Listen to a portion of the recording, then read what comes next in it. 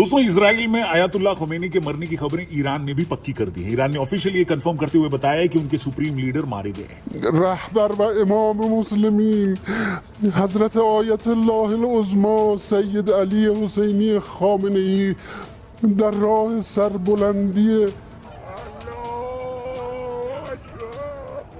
दरअसल सिर्फ 24 घंटे में इतना सब कुछ हो गया कि दुनिया की न्यूज वाली होड़ के बीच में चीजें काफी उलझ गई। क्या सही है, क्या गलत है और क्या सिर्फ अफवाह, उसको लेकर लोगों में भारी कंफ्यूजन था। मस्क मेलन भाई के प्लेटफॉर्म एक्स पर मोनेटाइजेशन करने वाले नव युवक युवतियों ने क्लिप्स के लिए वो वीडियोस भी डाल दी जो सालों पहले की थी। इस वीडियो में हम वही बात करेंगे कि आखिर ये हमला कैसे हुआ, इजराइल और अमेरिका के बीच में ये स्ट्रैटेजी कैसे बनी, किस तरह से इस पूरे हमले को अंजाम दिया गया और पिछले 48 घंटों में क्या खबरें निकली हैं, ये सब आपको बताएंगे। चैनल को जरूर सब्सक्राइब करना। The US attacks on Iran will continue. That's right. Not only this, he's also said there'll be likely more American deaths before it ends. Lay down your weapons and have complete immunity, or in the alternative, face certain death. So, lay down your arms. You will be treated fairly.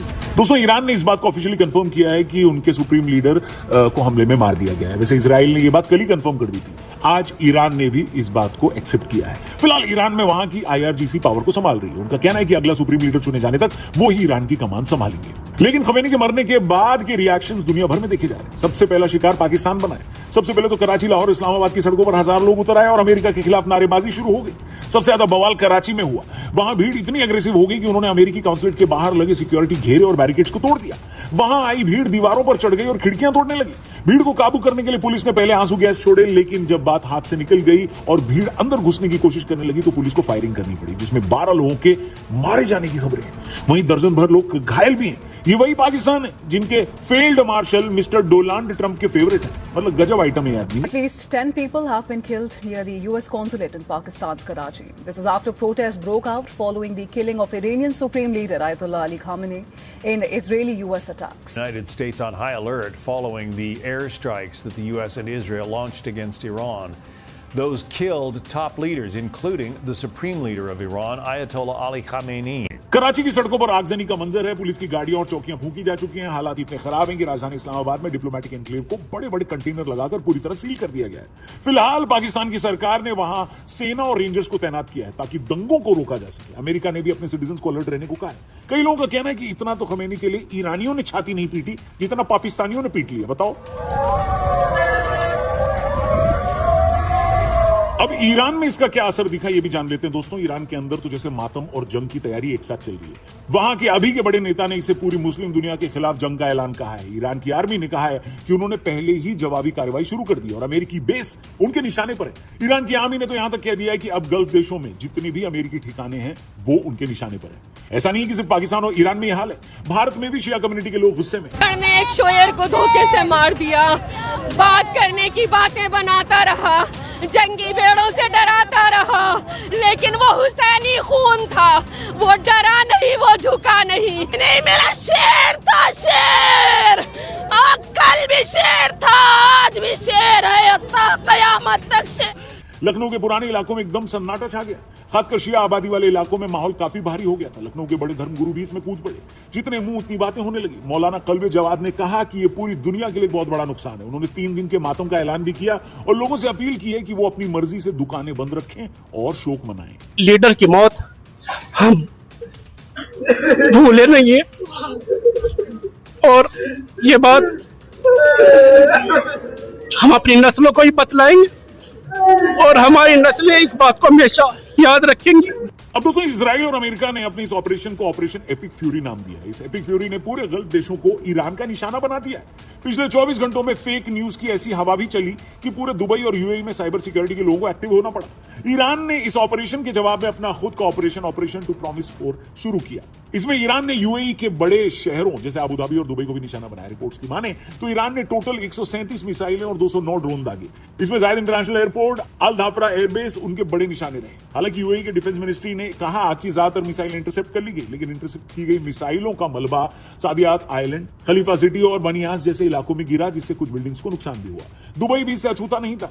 बुर्ज अल अरब नाम के hotel पर भी एक drone के मलबे से मामूली आग लग गई, जिसे जल्दी बुझा लिया गया। दुबई इंटरनेशनल एयरपोर्ट पे भी नुकसान हुआ, लेकिन एहतियात के तौर पर फिलहाल एयरपोर्ट को बंद किया गया। वहीं बहरीन में अमेरिकी नेवी के 5th फ्लीट के हेडक्वार्टर को निशाना बनाया गया। मनामा में रिहायशी बिल्डिंग्स के पास ड्रोन गिरने से आग लग गई।